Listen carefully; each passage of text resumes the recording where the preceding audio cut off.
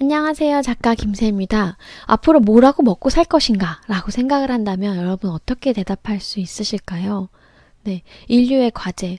이 AI 인공지능이 생겨나서 수학, 과학 이런 거 다 해버리면, 그리고 오토매티컬리 모든 거 다 처리하면, 나는 뭘 해먹고 살지? 우리 애들은 뭘 공부해야 되지? 라고 걱정하시는 분들이 분명히 있을 거예요. 그런 분들에게 도움이 될 만한 기사를 가지고 왔습니다. 유발 하라리 교수, 되게 유명한 분이시죠?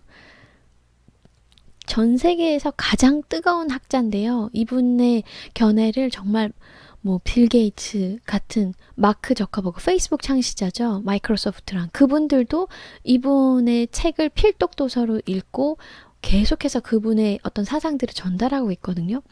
41살밖에 안 됐어요, 이분. 히브리대 교수님이신데 이분이 어떤 견해를 가지고 있길래 빌 게이츠와 마크 저커버그가 주목하고 있는지 한번 살펴보겠습니다. 자, 그는 전 세계에서 가장 뜨거운 학자로 꼽힌다. 이스라엘의 젊은 석학 유발 하라리 히브리대 교수. 소설도 아닌 학자의 넌픽션 사피엔스라는 책이죠. 출간 3년 만에 45개 언어에서 500만 부나 팔려나간 것도 전례를 찾기 힘들지만 무엇보다 그에게 통념을 깨는 파격이 있습니다. 그게 뭐냐면요. 이분은 중세를 전공했대요. 역사학자신데 지금은 유전공학과 인공지능 연구의 최전선을 인용해서 인류의 진화와 미래를 예측하고 옥스퍼드에서 박사학위를 받은 서구학자라고 합니다. 근데 더 주목하고 있는 사실은요. 매년 2달을요. 모든 거를 다 끊어버리고 견고한 고독, 위파사나 명상 수련에 들어간다는 겁니다. 그쵸. 지금까지 저서는요, 딱 2권 냈대요. 사피엔스와 호모데우스. 호모데우스는 우리나라에 이제 5월 달에 나올 생각인가 봐요. 근데 2권밖에 안 냈는데도 지금 이 분의 영향을 받은 사람들이 이 세상에 너무나 어마어마한 거예요. 41살밖에 안 된 이 젊은 교수의 이야기를. 최근 빌 게이츠, 마크 저커버그 뿐만 아니라 대통령에서 막 퇴임한 오바마 그분까지도 너무너무 좋아하신대요. 자, 그래서 인터뷰를 했습니다. 이스라엘에서. 하라리 교수를 만났다.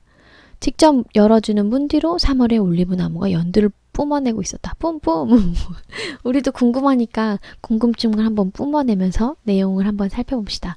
우선 인사를 합시다. 나이 40에 스타학자가 됐네요. 인생이 완전히 바뀌었어요. 3년 전만 해도 나는 무명시였는데 지금은 완전 팝스타처럼 변했습니다. 지난 주말 3주 일정을 마치고 미국에서 돌아왔는데 다음 주 월요일에는 독일에 강연 스케줄이 있어요. 참 좋다. 나도 이렇게 살고 싶다. 여러분도 이렇게 살고 싶죠?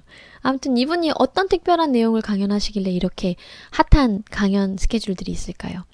17년째 계속하는 명상 수련이 없었더라면 스트레스 때문에 약물에 의존하는 삶을 살아야 할 뻔했다라고 말했습니다. 중세 전쟁사로 박사학위를 받은 역사학자가 인류의 기원과 미래라는 빅 히스토리를 그리게 된 계기가 뭔가요? 청소년 시절부터 이분은 되게 궁금했대요. 인간은 왜 고통받지? A라는 친구는 행복한데 B는 왜 불행하지? 인간은 왜 신을 믿지? 자본주의는 왜 승리했지? 근데 대학에 갔는데 아무도 이 대학에서 답을 안 주는 거예요. 줄 수밖에 없죠. 석 박사의 공부는 전문적인 거였지만 동시에 매우 좁고 제한적이었죠. 나의 근원적 질문과는 양립 불가능했다. 이거를 유영만 교수님께서 석박사 과정의 공부를 한번 예를 드신 적이 있었는데 여러분이 석박사를 만약에 준비하고 계신다면 이걸 꼭 알고 가셔야 돼요. 우리가 곤충에 대해서 배우잖아요. 중고등학교 때. 그 다음 곤충 중에서 날아다니는 게 있고 기어다니는 게 있고 이런 게 있다라고 분류를 해서 배우면은 대학에서는 딱 연구 주제를 하나를 정해서 한대요. 파리, 날아다니는 파리 곤충을 연구하는 학문을 4년 동안 배우잖아요. 그럼 대학원에 가잖아요. 그래서 석사를 들어가면은 파리의 다리털에 대해서 배운다고 합니다. 파리의 그 다리만 배우는 거예요. 그다음 박사과정에 들어가면 파리의 다리의 앞다리에 붙은 털 그거에 대한 연구 논문을 쓰시는 거예요. 그러니까 이 말이 되게 정확해요. 석박사 과정의 공부는 매우 전문적이지만 동시에 매우 좁고 제한적이었다. 지금 방금 전에 제가 한 그 유영만 교수님의 예시를 들으신 분들은 이게 뭔지 이제 딱 알아차리실 거예요. 그래서 여러분이 하시고 있는 공부가 그렇게 좁게 깊게 가는 공부라면 석사 박사학위의 공부를 하시는 거에 대해서 찬성이고요. 만약에 그게 아니라면 네, 안 다니셔도 괜찮을 것 같아요. 아무튼 그래서 이 박사는 네, 근원적 직물과는 양립 불가능했다라고 했습니다. 그래서 현대학자들은 자기 전문 분야 연구하기도 바쁘다라고 했죠. 근데 이분은 이렇게 대답을 합니다. 연구 방법론이 달라졌죠. 네. 정확히 100년 전에 일어난 1917년 볼셰비키 혁명과 레닌이 궁금하면 당시 역사를 공부하면 됩니다. 근데 질문이 만약에 다르다면 예를 들어서 남성은 왜 여성을 지배하고 군림했는가? 이게 궁금하다면 하나의 전공만을 갖고는 안 되죠. 뇌과학도 해야 되고 진화생물학도 해야 되고 경제학도 배워야 되고 심리학도 배워야 되고 전부 다 공부를 해야 되는 거예요. 그러니까 만약에 그 혁명 사건이 어떤 사건이 궁금하면 역사만 공부하면 돼요. 좁게. 내가 만약에 좁은 주제에 대한 질문을 가지고 있다면 좁게 공부해야 되지만 만약에 내가 넓은 주제에 대해서 궁금하다면 이것저것 공부를 되게 많이 하실 수밖에 없는 거예요. 그렇죠.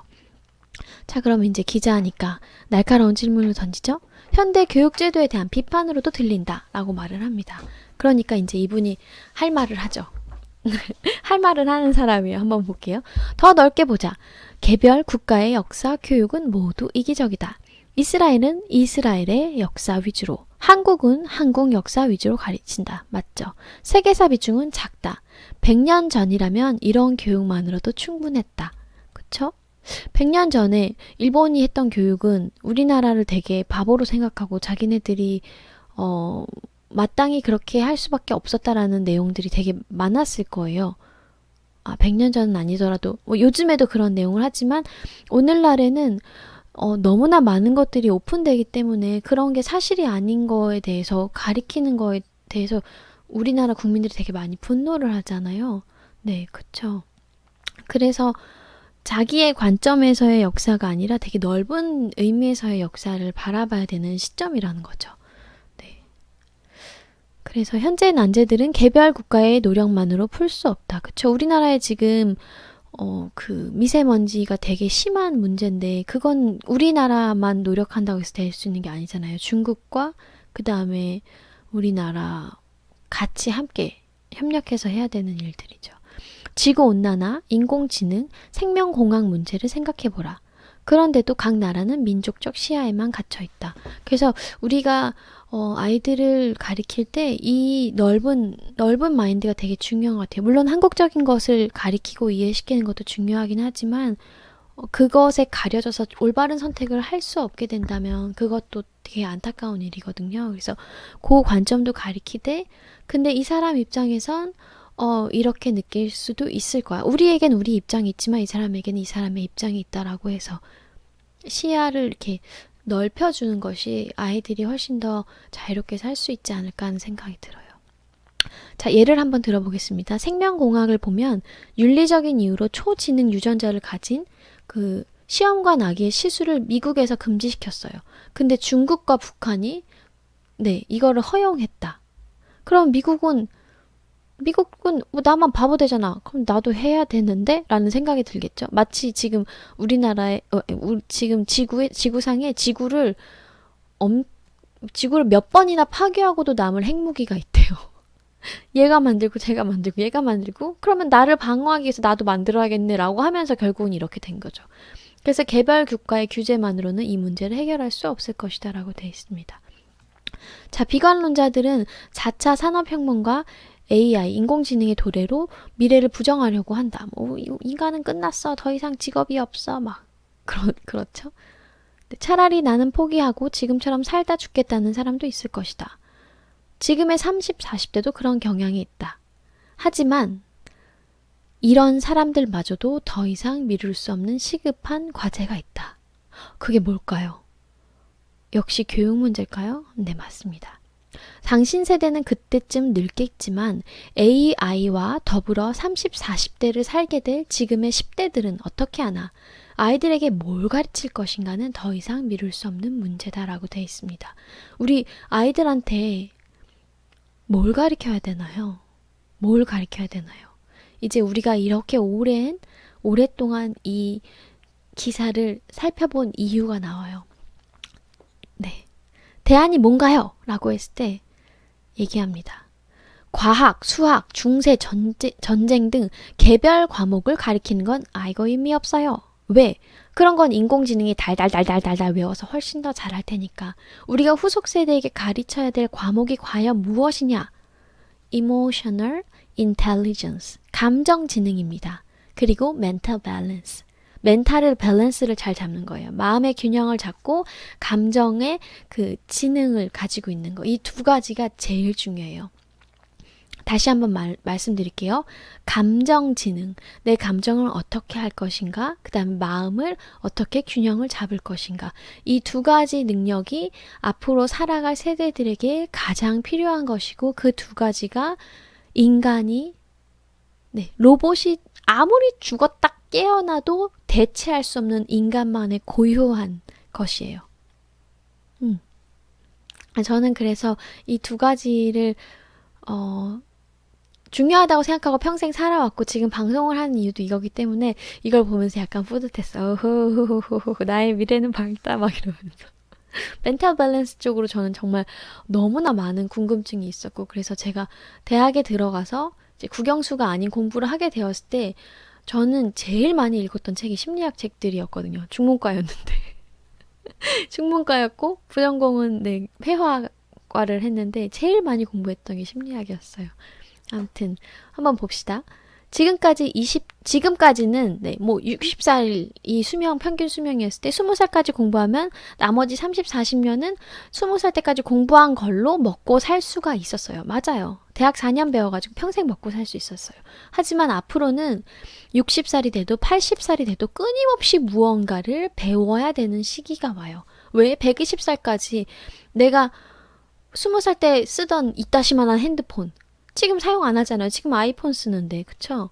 내가 탔던 자동차, 휘발유로 움직이는 자동차. 지금은 그런 거 안 쓰고 전기료도 나오고 태양열로도 나오고 막 이러니까 새로 계속 업그레이드가 되기 때문에 계속해서 배워나가야지만 사용할 수가 있는 거죠. 그래서 끊임없이 자기 개발을 해야 된다는 거, 그거는 저와 여러분이 둘 다 꼭 해야 되는 거, 우리 아이들도. 그 다음에 구체적으로 근데 뭘 할지는 정확하게 말할 수 없다고 해요. 아직 그 시대는 한 번도 경험해보지 않은 시대니까. 근데 경직되어 있는 사람, 마음이 유연하지 않은 사람은 버티기 힘들 것이다 라고 되어 있어요. 백단변신을 해야 되는 시대가 오는 거잖아요. 저도 제가 23개 나라에서 30개의 직업을 체험하면서 저는 백단변신, 천단변신, 만단변신을 막 해야만 했었거든요. 근데 마음이 유연하지 않았고 되게 경직되어 있었기 때문에 되게 심한 우울증과 저는 나름대로 되게 오픈되어 있다고 생각하는데 새로운 환경에서 새로운 사람과 새로운 직종의 일을 배운다는 것이 그것도 빠른 시간 안에 그게 되게 힘들었었거든요. 근데 그러면서 얻은 게 있다면 마음이 되게 많이 오픈됐다는 거예요. 그리고 내가 배울 게 이렇게 많은 사람이구나. 내가 이렇게까지 부족한 사람이라는구나 라는 교훈을 얻었어요. 그런 경험들을 통해서. 그래서 조금 더 요 시대에 맞는 어떤 그런 교육을 제가 미리 받은 것 같아서 좀 기쁘고요. 여러분도 감정지능과 마음의 균형 감각이 중요한 시대가 지금 다가오고 있으니까 여러 가지 이유로 되게 많은 경험을 하면서 사실 거예요. 지금 시대에. 그쵸? 아르바이트도 많이 해야 되고 여기저기 다녀야 되고 이런저런 사람 사건들도 막 겪고 근데 그때 내가 마음이 점점 큰 그릇은 더디 만들어진다는 그런 격언도 있잖아요. 내 그릇을 신이 넓히시는구나. 크게 사용하시려고 넓히고 있구나라고 생각을 하면서 마음을 유연하게 만들자, 마음을 열자, 받아들이자, 매일 모든 면에서 새롭게 성장하자 이렇게 계속해서 생각하셨으면 좋겠어요. 그렇게 잘 견뎌내시면 감정지능과 마음의 균형 감각이 다 같이 이렇게 성장하면서 어떤 일이 일어나도 웃을 수 있는 그런 여유를 가진 사람이 될 것 같아요. 자, 또 이제 이런 질문을 하죠. 역사학자가 아니라 철학자에 가까워 보인다 라고 물어봤더니 역사학자가 과거를 연구하는 이유는 딱 하나죠. 그거를 반복하기 위해서가 아니라 해방되기 위해서. 네. 여러분도 과거에 여러분이 가지고 있는 삶의 히스토리에서 과거의 어떤 한 점에 맺혀 있잖아요.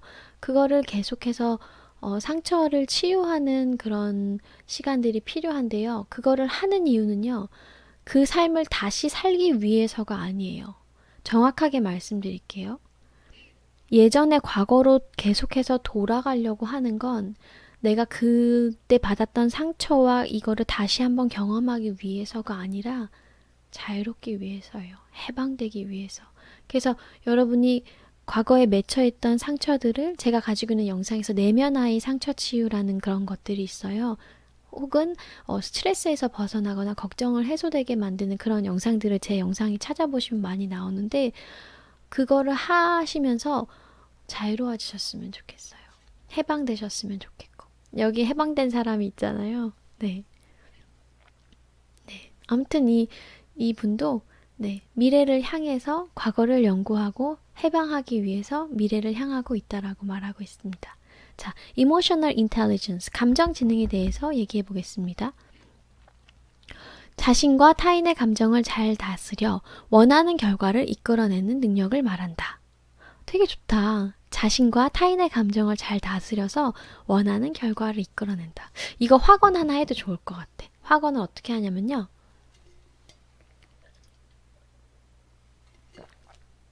나는 나와 타인의 감정을 잘 다스려 원하는 결과를 이끌어냅니다. 지금 댓글창에 그렇게 한번 써보세요. 그게 내 삶의 예언이 된다니까요. 나는 나와 타인의 감정을 잘 다스려 원하는 결과를 이끌어냅니다.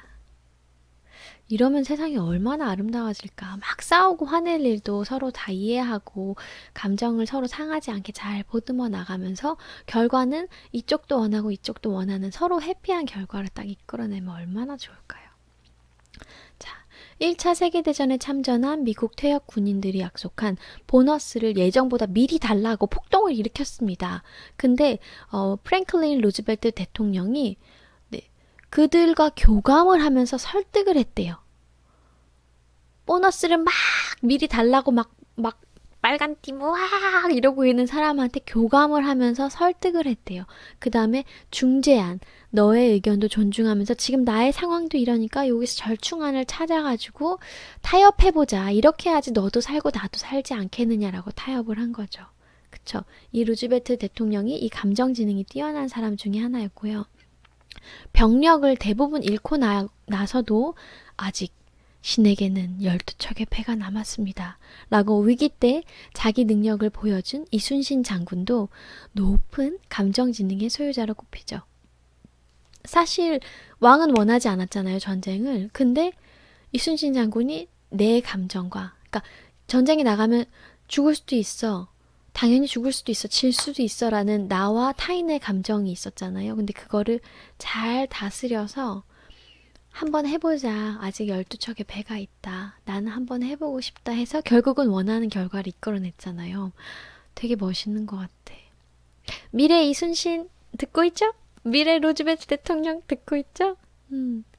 이런 사람들이 자신의 삶에서 최선을 다할 때 자신의 영역에서 자기가 할 수 있는 최고의 모습을 보여줄 때 얼마나 많은 사람들이 행복해지는지. 참 감사합니다. 감정지능이 높은 그대 고마워요. 그 다음에 멘탈 밸런스. 저는 이 말 너무 좋아요. 멘탈 밸런스. 사실은 제가 이 멘탈 밸런스에 대해서 되게 궁금했던 게 저희 아버지가 정말 멘탈을 측정하기 어려워. 막 기분이 이렇게 좋았다가 갑자기 기분이 이렇게 나빴다가 갑자기 이렇게 긍정적이었다가 갑자기 이렇게 저주를 하셨다가 막 그 감정이 정말 기복이 너무 심하셨었거든요. 그래서 제가 대학교 1학년 들어가자마자 제일 먼저 막 공부했던 게 그 남성 심리 중문과인데 계속 그런 것만 공부해서 심리. 제 교양은 다 그런 것들이었습니다. 근데 그거를 공부하고 되게 많은 삶의 경험을 하게 되면서 멘탈 밸런스를 조금 찾아가게 되고, 그리고 지금 거의 득도하신 수준의 저희 남편이 저랑 동갑인데, 이 멘탈 밸런스, 마음의 균형을 정말 잘 잡아요. 그래서 영업을 하면 되게 많은 사람들과 별의별 말을 다 하는데, 그런 말을 다 하고도 쓸데없는 말은 이렇게 한 귀로 들으면 저는 약간 담아놓고 약간 몇 번 묵상한 다음에 얼굴 좀 찌푸러지고 좀 약간 잠 안 오고 좀 스트레스 좀 받고 그 다음에 빼내거든요. 빼낼 때도 막 엄청 고생하면서 빼내는데 저희 남편은 이렇게 들어요. 이렇게 듣고 스르르르 다 나가요. 쓸모없는 말들.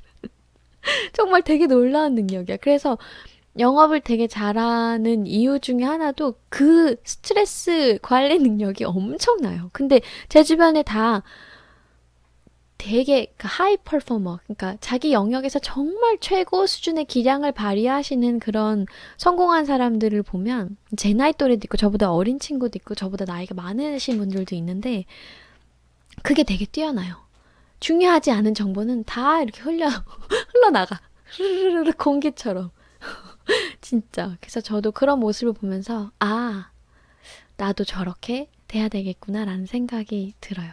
아무튼 멘탈 밸런스 한번 읽어볼게요. 옹이야? 좀 가만히 있어 줄래? 마음의 균형. 마음의 균형은 결국 평정심, 균형 감각으로 연결됩니다. 하라리 교수 주장의 핵심은 나이가 들어도 경직되지 않고 유연하게 변화에 적응할 수 있는 정체성을 어린 시절부터 배워야 한다는 설명으로 풀이됩니다. 균형감 있는 심리 상태가 더 나은 업무 수행에 유리하다는 얘기입니다. 맞아요. 이게 심리 상태가 업앤다운이 있는 게 아니고 약간 일정하잖아요. 그런 사람이 업무 수행에 되게 유리하죠. 그리고 더 많은 성과를 낼 수 있어요. 그래서 제일 중요한 핵심은 경직되지 맙시다, 우리. 부들부들, 부들부들, 부들하게, 유연하게 어떤 변화가 막 찾아와도 나는 늘 행복한 거야. 시대가 이렇게 바뀌고 주변 사람들이 이렇게 바뀌고 나한테 누가 무슨 말을 해도 내 안에 평정심이 쭉 균형 감각이 내 안에 큰 중심이 사랑이라고 잡혀 있는 거 그런 게 필요한 것 같아요. 여러분 제 방송 하루에 한두 번씩 꼭 들으시니까 네 저절로 멘탈 밸런스 그 다음에 옹이야? 내 팔을 물지 말아줄래? 이모셔널 인텔리전스를 가지게 되실 거예요. 옹이가 지금 제 팔을 너무 많이 물어서 일단 제가 피했습니다. 그리고 구멍이 이빨 자국이 막 뿅뿅 났어. 네, 괜찮아요. 저는 변화에 유연하게 대처했습니다. 물어서 이 아이를 일단 격리시켜 놨어요. 여러분도 삶에 있어서 여러 가지 변화가 생길 수 있어요. 예상치 못하게 내가 집에서 키우던 고양이한테 물릴 수도 있고요. 그렇지만 괜찮아요. 그냥 중요한 것만 기억하세요. 내가 나를 사랑하고 내가 나를 보호하고 그리고 나는 매일 모든 면에서 성장하고 있고 나는 유연하고 말랑말랑 말랑말랑이다. 이거 너무 좋다. 나는 말랑말랑 말랑말랑이다. 말랑말랑 말랑말랑 해야지 뭔가 변화하기가 좋은 것 같아요. 완전히 딱딱하게 딱 이렇게 굳어있는 딱딱한 거는 여기를 뭘 변형시키기 어렵지만 만약에 말랑말랑 말랑말랑하면 동그란 모양이었다 네모였다가 세모였다가 별 모양이었다가 또 쫙 납작하게 미룰 수도 있고 변화할 수가 있잖아요. 우리는 네, 백단 변신, 만단 변신을 해야 되기 때문에 앞으로도 감정지능, 마음의 균형 이 두 가지를 쫙 잡고 우리 아이들도 다 그렇게 네, 득도한 마음의 상태를 가지고 살아갈 수 있도록 다 함께 노력했으면 좋겠어요. 그러면 전 이제 가볼게요. 조금 약간 긴 기사였지만 충분히 읽어볼 만한 좋은 기사였던 것 같아요. 네. 조선일보구나. 조선일보. 아무튼 이 기사는 정말 너무 마음에 들어요. 우리는 감정지능 과목을 만들자. 감정지능 과목을 만드실 수 있는 교수님들 오늘도 잘 자고요. 사랑해요. 유용하셨으면 좋아요랑 구독 버튼 부탁드릴게요. 안녕. 사랑해요.